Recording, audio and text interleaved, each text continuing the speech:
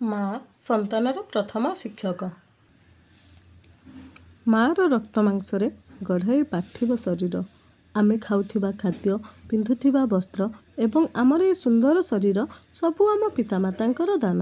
ତେଣୁ ସନ୍ତାନର ପ୍ରଥମ କର୍ତ୍ତବ୍ୟ ହେଲା ମାତାପିତାଙ୍କୁ ଖୁସି ରଖିବା, ସେମାନଙ୍କର ସେବା ଯତ୍ନ କରି ଋଣ ପରିଶୋଧ କରିବାକୁ ଚେଷ୍ଟା କରିବା। ପରିବାରରେ ମା'ର ଅନେକ ଦାୟିତ୍ୱ, ରନ୍ଧାବଢ଼ା, ଅତିଥି ଚର୍ଚ୍ଚା, ଗୃହ ପରିଚାଳନା, ପିଲାର ଯତ୍ନ, ଶାଶୁ ଶ୍ୱଶୁରଙ୍କ ସେବା ଇତ୍ୟାଦି ଇତ୍ୟାଦି। କିନ୍ତୁ ସବୁ ଭିତରେ ସେ ପିଲାଟିକୁ ଆଖି ପତା ପରି ଜଗି ରହିଥାଏ। ପିଲାଟି ଧୀରେ ଧୀରେ ବଢ଼ିବା ସହିତ ତା'ର ଶାରୀରିକ, ମାନସିକ ଓ ବୌଦ୍ଧିକ ବିକାଶ ହୁଏ। ପିଲାଟି ତା'ର ପରିବେଶର ସବୁକିଛି ଶିଖିବାକୁ ଆରମ୍ଭ କରେ। ଏହି ସମୟରେ ମା' ହେଉଛି ତା'ର ପ୍ରଥମ ଗୁରୁ। ପିଲାଟି ବିଦ୍ୟାଳୟ ଯିବା ପୂର୍ବରୁ ମା' ସିଲଟ ଖଡ଼ି ଧରି ଗୋଲ ବୁଲାଇ ବ୍ରହ୍ମା, ବିଷ୍ଣୁ, ମହେଶ୍ୱରଙ୍କ ନାମ ଶିଖାଇ ଆଶୀର୍ବାଦ ପ୍ରାପ୍ତ କରାଏ। ଫଳରେ ପିଲାଟି ବିଦ୍ୟା ଲାଭ କରିବା ପୂର୍ବରୁ ଆଧ୍ୟାତ୍ମିକ ଶକ୍ତି ଓ ଈଶ୍ୱର ଭକ୍ତି ଲାଭ କରେ। ମା' ଉଚ୍ଚଶିକ୍ଷିତ ହେବା ଜରୁରୀ ନୁହେଁ, ସୁଶିକ୍ଷିତ ହେବା ଜରୁରୀ, ଯାହାଫଳରେ ସେ ପିଲାଟିକୁ ପ୍ରଥମରୁ ଉପଯୁକ୍ତ କରି ଗଢ଼ି ତୋଳିପାରିବ। ପିଲାର ମନ କଞ୍ଚା ମାଟି ପରି ନରମ। ତାକୁ ପ୍ରଥମରୁ ଯେଉଁ ଆକାର ସନ୍ତାନର ପ୍ରଥମ ଶିକ୍ଷକ ଦେବାକୁ ଚାହିଁବ, ସେ ସେହିପରି ହୋଇପାରିବ।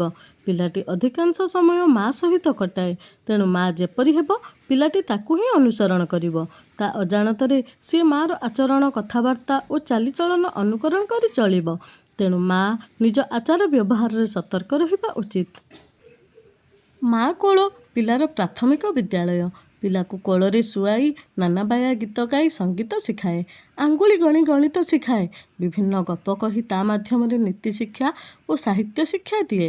ପୁରାଣ ରାମାୟଣରୁ ଗପ କହି ଧର୍ମ ମାର୍ଗରେ ନେବାକୁ ଚେଷ୍ଟା କରେ। ଗୁରୁ ଗୁରୁଜନ ତଥା ଭଗବାନଙ୍କୁ ଭକ୍ତି କରିବା ଶିଖାଏ। ଏହିପରି ଆହୁରି କେତେ କ'ଣ ଉପଦେଶ ଦେଇ ପିଲାଟିକୁ ବାଲ୍ୟକାଳରୁ ଉପଯୁକ୍ତ କରି ଗଢ଼ି ତୋଳିବାକୁ ପ୍ରୟାସ କରେ। ଜଣେ ସମର୍ପିତା ମା' ପିଲାକୁ ଭଲ ମଣିଷଟିଏ କରି ବଢ଼ାଇବାକୁ ଦୃଢ଼ ନିଶ୍ଚିତ ରହେ। ଏଥିପାଇଁ ସେ କୌଣସି ଦୁଃଖ, କଷ୍ଟ, ବାଧା, ବିଘ୍ନ, ଅନଟନକୁ ଖାତିର କରେ ନାହିଁ। କେବଳ ପିଲାର ଉଜ୍ଜ୍ୱଳ ଭବିଷ୍ୟତ ତା'ର ଲକ୍ଷ୍ୟ ହୋଇଥାଏ। କାରଣ ପିଲାଟି ଉପଯୁକ୍ତ ହେଲେ ତା ପରିବାରର ଭବିଷ୍ୟତ ଉଜ୍ଜ୍ୱଳ ହୁଏ। ଫଳରେ ଦେଶର, ରାଷ୍ଟ୍ରର ତଥା ବିଶ୍ୱର ଉନ୍ନତି ହୁଏ। ତେଣୁ ଜଣେ ଉପଯୁକ୍ତ ମା' କେବଳ ପରିବାରର ନୁହେଁ, ସେ ମଧ୍ୟ ରାଷ୍ଟ୍ରୀୟ ସମ୍ପତ୍ତି।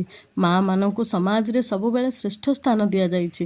ଜଗଦ୍ଗୁରୁ ଶଙ୍କରାଚାର୍ଯ୍ୟଙ୍କ ଭାଷାରେ କୁପୁତ୍ର ଜାୟତେ କ୍ୱଚିଦପି କୁମାତା ନ ଭବତି, ଅର୍ଥାତ୍ ସଂସାରରେ ମନ୍ଦ ପୁତ୍ର ଜାତ ହୋଇପାରେ, ମାତ୍ର ମା' କଦାପି ମନ୍ଦ ହୋଇପାରନ୍ତି ନାହିଁ। କାରଣ ମା' ସବୁବେଳେ ନିଃସ୍ୱାର୍ଥ ଭାବରେ ସନ୍ତାନର ଲାଳନ ପାଳନ ତଥା ସେବା ଯତ୍ନ କରେ। ସେ ଚାହେଁ ସନ୍ତାନ ବୁଦ୍ଧିମାନ, ବିଦ୍ୱାନ, ଶାନ୍ତ, ସରଳ ଓ ଈଶ୍ୱର ବିଶ୍ୱାସୀ ହେଉ। ସମାଜରେ ତା'ର ତଥା ପରିବାରର ନାମ ଓ ଯଶ ପ୍ରତିଷ୍ଠା କରୁ। ସେଥିପାଇଁ ସେ ପିଲାଟି ପ୍ରତି ପ୍ରଥମରୁ ଯତ୍ନବାନ ହୁଏ।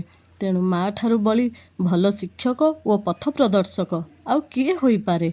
ଏଇଠି ଆମେ କେତେଜଣ ଆଦର୍ଶ ମାତାଙ୍କର ଉଦାହରଣ ଦେଇପାରିବା। ଶ୍ରୀରାମ ମାତା କୌଶଲ୍ୟାଙ୍କ ଯତ୍ନରେ ସଦାସର୍ବଦା ସତ୍ୟ ପଥରେ ଚାଲୁଥିଲେ। ଲବ କୁଶ ମାତା ସୀତାଙ୍କ ତତ୍ତ୍ୱାବଧାନରେ ବିଦ୍ୱାନ ଓ ଶକ୍ତିଶାଳୀ ହୋଇପାରିଥିଲେ। ଶିବାଜୀଙ୍କ ବୀରତ୍ୱ ପାଇଁ ମାତା ଜିଜାବାଈଙ୍କର ପ୍ରେରଣା ଅନ୍ତର୍ନିହିତ। ପୁତୁଲିବାଈଙ୍କ ପ୍ରେରଣାରେ ମୋହନ ଦାସ ମହାତ୍ମାରେ ପରିଣତ ହୋଇପାରିଥିଲେ। ସମ୍ପ୍ରତି ମାତୃଜାତି ପ୍ରତି କିଛି ଆହ୍ୱାନ ରହିଛି। ପୂର୍ବରୁ ମା'ମାନେ ପିଲାମାନଙ୍କୁ ସକାଳେ ସନ୍ଧ୍ୟାରେ ପ୍ରାର୍ଥନା କରି ପଢ଼ି ବସିବାକୁ ଶିଖାଉଥିଲେ। ଆଜିକାଲି ଅଧିକାଂଶ ମା' ସେହି ସମୟରେ ପିଲାଙ୍କୁ ପାଠ ପଢ଼ାଇବାକୁ ବାଧ୍ୟ କରୁଛନ୍ତି କିମ୍ବା ଟ୍ୟୁସନ୍ ପଠାଇ ଦେଇ ନିଶ୍ଚିନ୍ତରେ ରହୁଛନ୍ତି। ଏହାଦ୍ୱାରା ସେମାନେ ପିଲାମାନଙ୍କୁ ପ୍ରକୃତ ଜ୍ଞାନ ପ୍ରଦାନ କରିବା ବଦଳରେ ଗୋଟିଏ ଲେଖାଏଁ ପୁସ୍ତକ କୀଟରେ ପରିଣତ କରୁଛନ୍ତି। ସେମାନେ ଜାଣି ରଖିବା ଉଚିତ ଯେ ପିଲାମାନଙ୍କର ନୈତିକତାର ସ୍ଖଳନ ପାଇଁ ସେମାନେ ନିଜେ ହିଁ ଦାୟୀ। ଦେଶର ଉତ୍ତର ପୁରୁଷର ବଂଶଧରଗଣ ଆଜିର ମାତୃଜାତି ଦ୍ୱାରା ଗଠିତ ହେବେ। ଅନ୍ତତଃ ଆଗାମୀକାଲିର ବଂଶଧରମାନଙ୍କୁ ରକ୍ଷା କରିବା ନିମନ୍ତେ ଆଜିର ମା'ମାନଙ୍କୁ ସାବଧାନ ହେବାକୁ ପଡ଼ିବ। ଅତୀତ, ବର୍ତ୍ତମାନ କି ଭବିଷ୍ୟତ ହେଉ, ସର୍ବକାଳରେ ମାତୃଜାତି ହିଁ ପ୍ରଗତିର ମେରୁଦଣ୍ଡ।